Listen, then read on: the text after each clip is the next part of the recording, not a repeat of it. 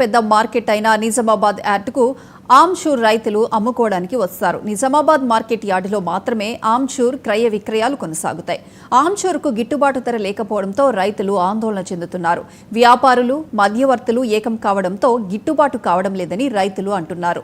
Nizamabad market yard నుండి మరింత సమాచారం 99 టీవీ ప్రతినిధి మోహన్ అందిస్తారు. పెద్ద మార్కెట్ యార్డ్ అయినటువంటి నిజామాబాద్ మార్కెట్ యార్డ్కి ఆమ్చూర్ రైతులు పంటను తీసుకొచ్చి ఇక్కడ అమ్మకాలు చెప్తారు.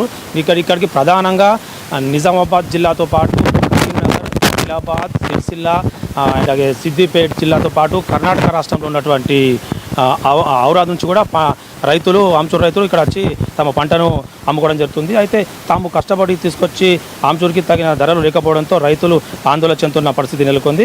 చింతపండుకు బదులుగా వంటల్లో ఆమ్చూర్ను వాడుతారు. అయితే గత ఏడాది ఆమ్చూర్కు ధర 30,000 పలుకగా ఈ మారు మాత్రము 25,000 పైసలకు పలుకుతుంది.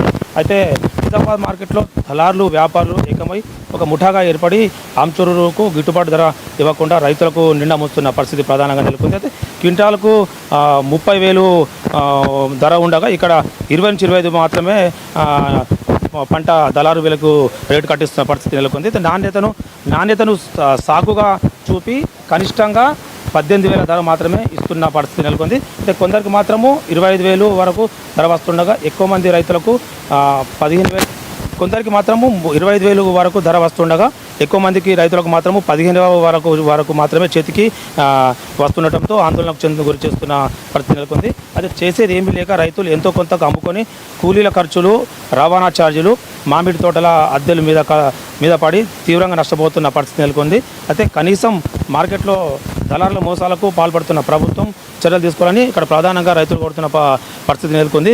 మనతో పాటు కొంత రైతులు ఉన్నారు, వాళ్ళతో మాట్లాడించే ప్రయత్నం చేద్దాము. చెప్పండి, మీరు ఎక్కడ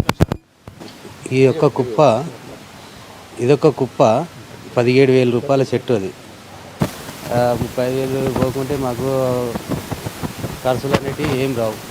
ఇప్పుడు కూలీలకు ఇవ్వాలి, కూలీలకు ఖర్చులు ఇవ్వాలి, చెట్టు వాళ్ళకి ఇవ్వాలి.